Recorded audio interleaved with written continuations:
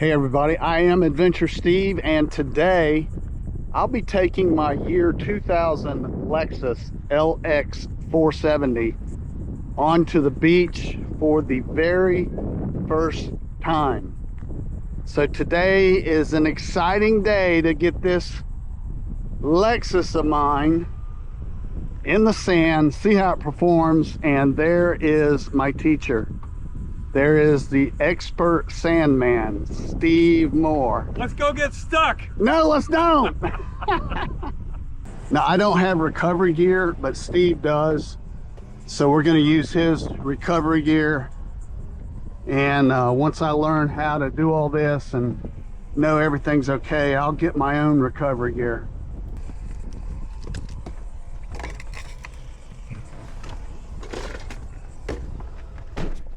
All right, so let me tell you how this one works.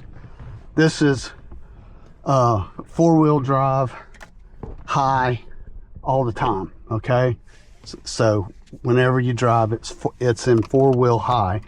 I can shift it down to four-wheel low. Okay. Now, here's the other thing: is if you're in four-wheel high, you know it's gonna. I guess it computes which.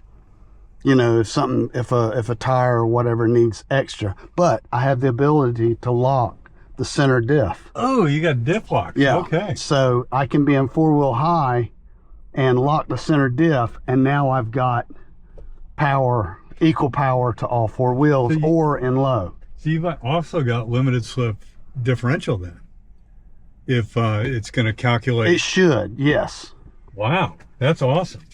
So I'm thinking, and that's what I was wondering on yours. If when you go to four-wheel drive, it's power to all four wheels equal. Is that correct? Well, actually not.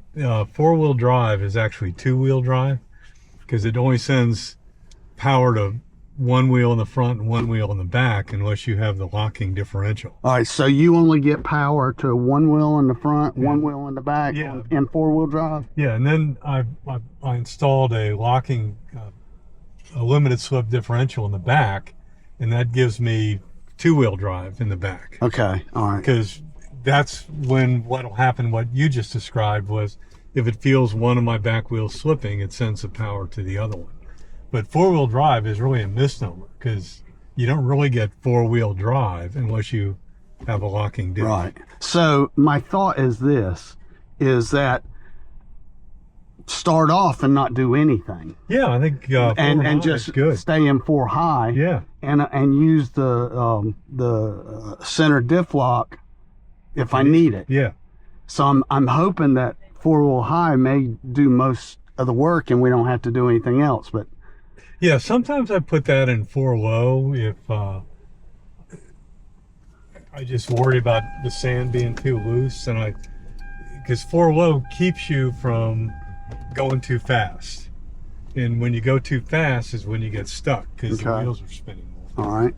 Well, but we should be good with your four high. We'll just leave it in. This is the way I ride it all the time. This is the way it's made. So really, you have no two-wheel drive in this. No. No two-wheel drive. It's all four-wheel drive all the time. So in other words, it's all-wheel drive. All-wheel drive, correct. Okay, that's different from four-wheel drive.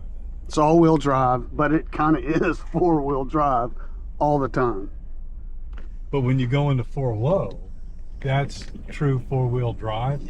No, it's still all-wheel drive. It's still all-wheel drive, but low. Okay. And you don't get the true four-wheel drive until you lock that diff. Yeah. And then it's basically in low, this thing becomes a rock crawler. Yeah. Because a lot of people with all-wheel drive will go out here and they'll get stuck because all-wheel drive isn't the same as four-wheel. What do I do? Just hold this thing up against? Yeah, either one.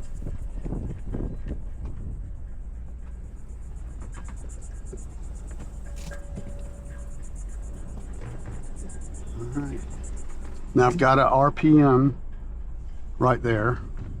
Yeah, so just keep it under 2,000. Okay. Let's see, because every vehicle is going to be a little bit different in terms of how it reacts. A lot of these Jeep guys, for some reason, feel like they have to air down, but Dick and I never air down. I could have brought my little air pump, but I didn't. I forgot it. So I figured, I knew you didn't ever air down. You know, and a lot of people think when you air down, you're getting a wider footprint like that, but actually you're getting a wider footprint like this.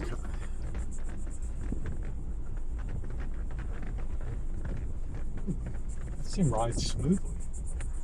Well, it would have been unrideable 2 weeks ago until I changed those height control globes.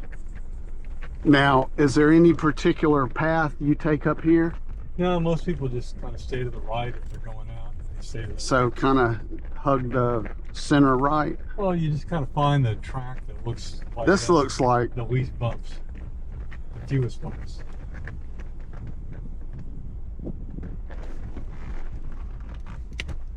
just pushed it into neutral there accidentally. I used to leave it in. Actually, this looks like less 2. bumps over here. Now I just leave it in drive. Either have it in 4 high or 4 low. The sand shouldn't be too bad today. It might still be a little bit damp from Deborah. And wet sand is always better to drive across than dry sand. So we'll see. This guy looks like he's going to probably go right through the middle of the sand trap. So we'll have to see what happens to him. So I'm just over 1,000 RPMs right now. Should I kick it up any? Well, the speed limit's 15, so, you know, just go. Well, I'm doing 10 mile an Yeah, hour. you can go a little bit faster. Will that help me as far as my momentum, you think? Yeah, a little bit. I've never seen anybody get stuck in this part of the beach.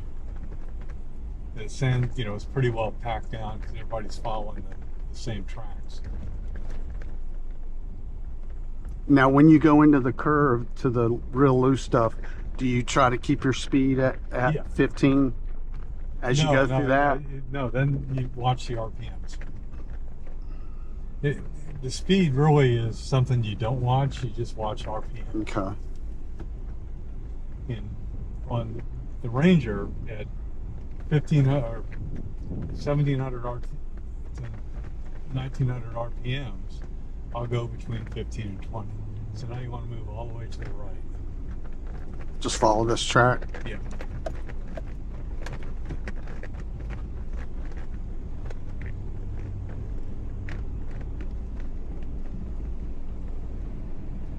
Just get far right. Far right. That's good.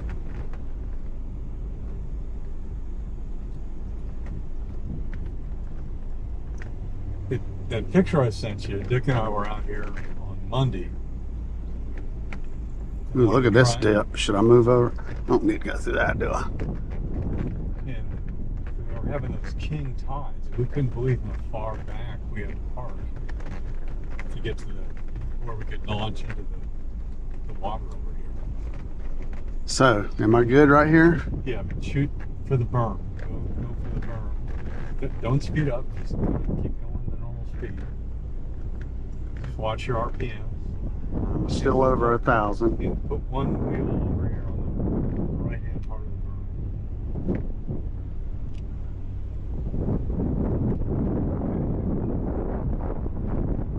Just grind through here.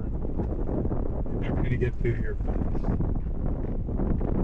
But you can see that the sand is a little bit firmer over here on the right. There's just nothing but loose sand there in the middle. And on the way out, we'll do the same thing on that side.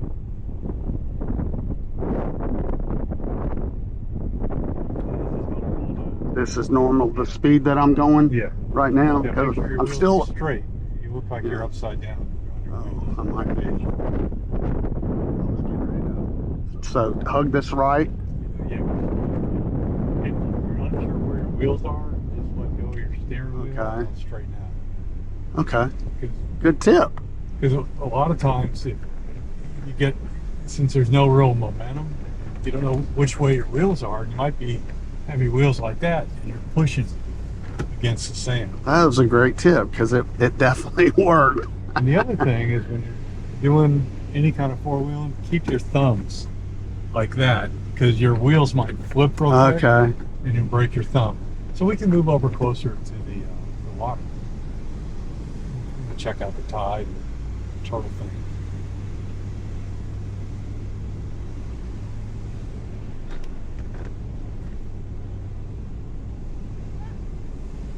I always like seeing where people set up the fish. It's not super easy to move yourself over. Well, just kind of drive through the ditch here. Kind of hang a right. All right. Go for it. There we go. This is a Toyota. Just kind of follow a track. This looks like a pretty good track right here. Get to the next one over. This one? Or one more? Yeah, well, we can kind of see what's going on. So, yeah, the sand looks real good there. Now, pickups that don't have much weight in the back, do they have a little more problem? Well, my Ranger doesn't have any weight in the back, and it's never had a problem. The only time I've ever been stuck is when I made the mistake of going down there too close and trying to come back over one of these berms, and I got stuck and had to use the oars. But check out the Yeah, it's cliff. eating it away, yeah. Check out the cliff that is getting carved out. That's amazing. The beach changes all the time. You never want to get over into sand like that. Right. Because you don't know where it's mushier.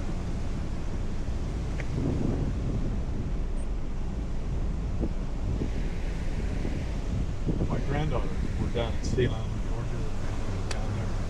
They went out on a turtle thing at night with biologists, Right. and they actually got to see a nest hatching. Oh, cool. And they got to see the little turtle guys. The biologists let them touch them. That's neat, yeah. Never get too close to the edge. I probably ought to get in this other track.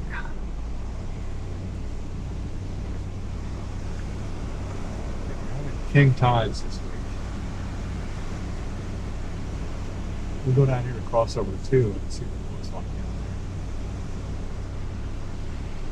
there. You fished here on crossover 2 before, right? I think if it was you, if I was with you, yeah. But the only time I fish down here is when I am with you. So, if you and I fished it, yes. Can you haul your kayak on this thing? I should be able to. I think I'm going to get one of those T-bone things, you know, that extends out the hitch. And then I can easily bring my kayak because, you know, it's not a very long. I might could stick it in there, but. Well, you'd have to have your roof thing over your back.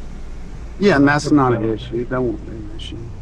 If you get a T-bone, go get her at Harbor Freight. They're a lot cheaper. Okay, all right. Fancier one. Okay, so this guy fishing? So why? He's just reading. I always like watching where these guys set up the fish. Look at the water. Like, wow, look at The water. waves. Now see the color of the water. It's because it's all choppy. But at Oak Island right now, it's dark coffee brown, and has been since the storm. I don't know when we're going to get clear water again.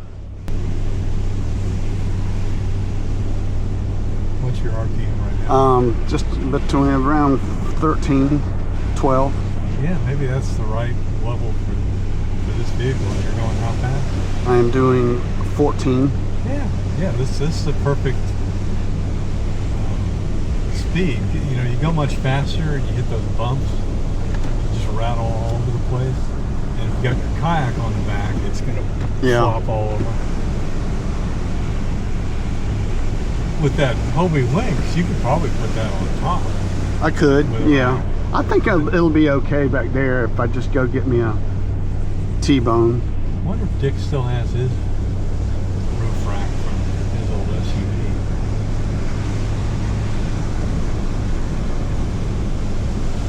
No one's been down here today. You're breaking trail. All right.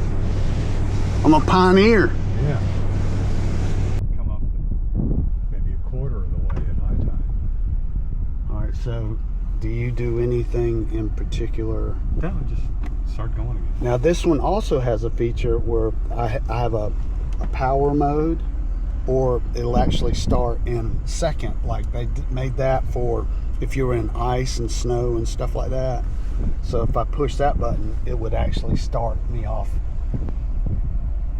It wouldn't spin the wheels as much. So we're in drive now. Let's give it an ease and see if we. Yeah, just start. Everything about sand is gentle. There we go.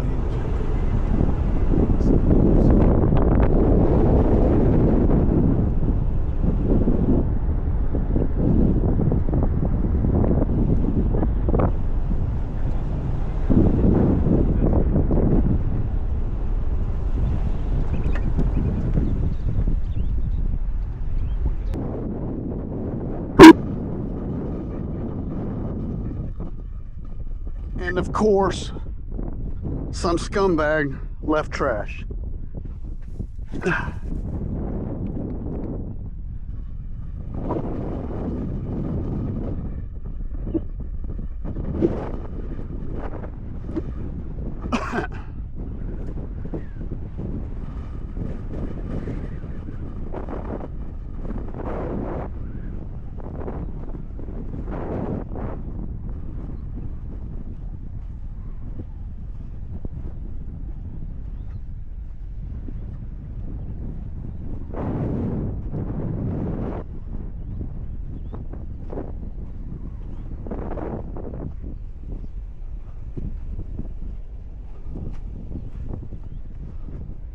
There you go. Yep, they're all back out.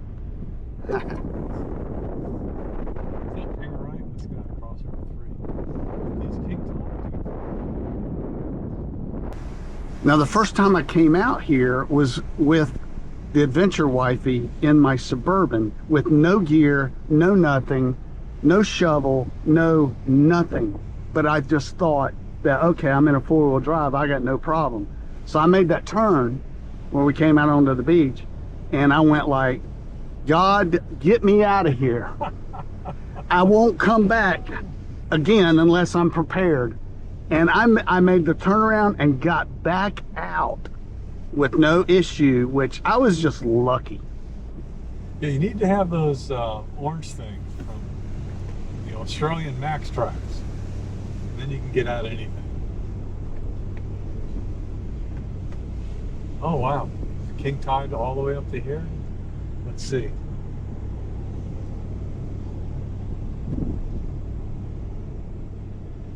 I guess I'll stop back here so I can make a turn. Should I?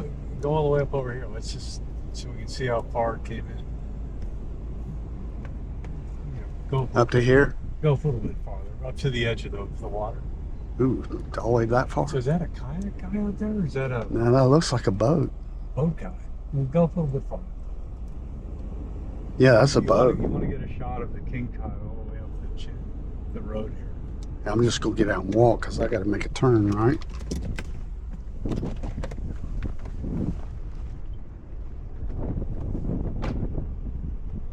So the tides are up particularly high because we have a king tide. How far under normal conditions, how high would a high tide come? It would be at the edge of the channel. Oh, way down there? Yeah, 100 yards away. This is awesome. So normally you would just drive all the way down there. Yeah, and then you drop your kayak in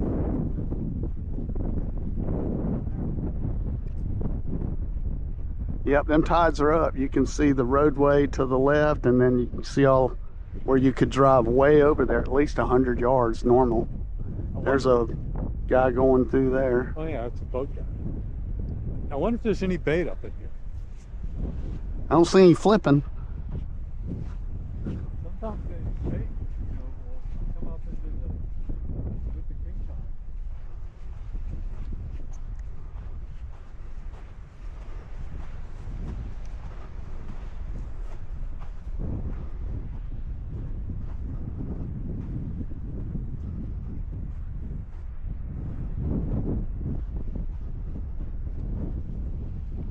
Look, it's all up in here too.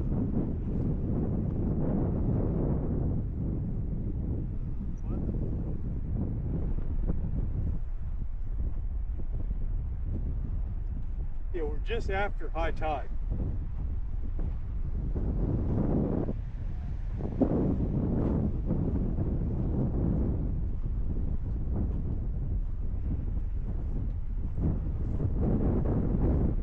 It's the same coffee colored water that you got over on Rhode Island. Ours is probably darker. Oh, really? Yeah, oh yeah. Ours is looks like black coffee right now.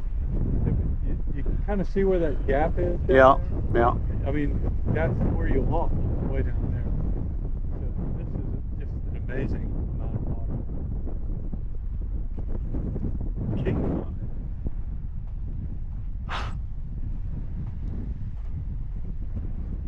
Yeah, we got 22-mile-an-hour gusts right now.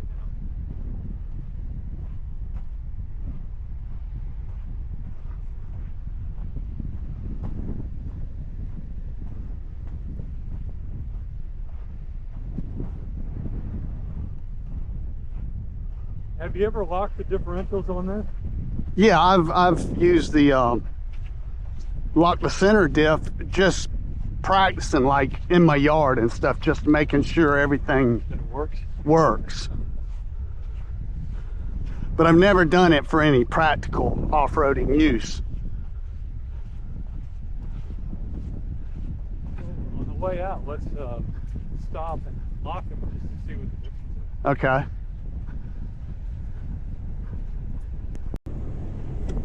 Breaking tracks, first guy here.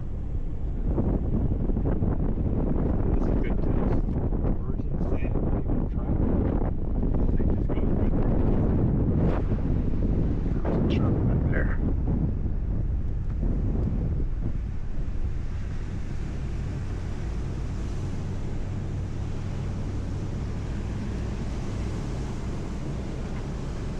I see somebody up ahead there.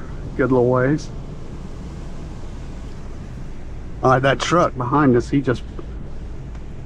pulled down into there.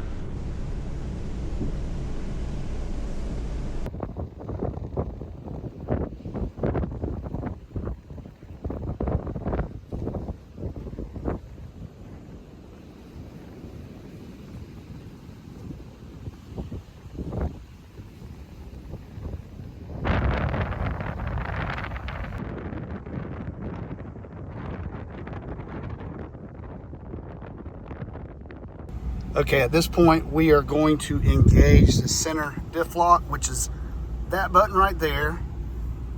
We're in neutral, high, and you get those two lights there, the center diff light and the VSC off. So we're going to see how the center diff works. Put it in drive, and here we go. All four tires should be equal power. Boy, that feels different. It does feel a little bit You different. can feel it right away. That feels It like, I don't know how to describe it, but it does feel different. it feels like you're rolling without any kind of slippage. Feels good. Oh, this is awesome.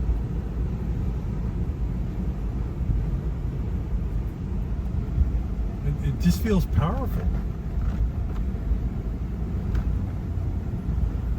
Now, for anybody that's interested, I've kept this thing around 12 to 1400 RPMs, and that translates to about anywhere from 10 to 14 mile an hour. That's what we've kept it at going through all of this, and it has worked beautifully so far. So we're not out of it yet, so I'm not going to declare victory till we're out of it. That is a dramatic change. Now, if we were rock crawling, we would put that thing in low, lock that diff, and this thing would just crawl over stuff. I've watched videos, and it's pretty amazing. All right, so now we're taking the left turn to leave the beach. The center diff is locked. This sand is much softer than most of the beach because so much traffic right through here. So here we go. through this, the softer stuff, with a center diff lock. And Steve tells me to stay to the right, kind of up here on this little berm. So far, so good. No slippage at all.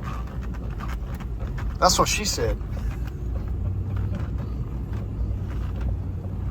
That diff lock is awesome. Well, we went through that pretty good.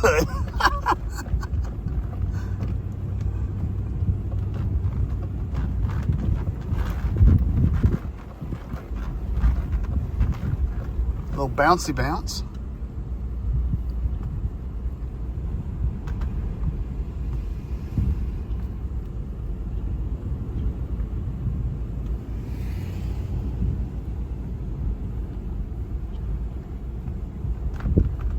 All right.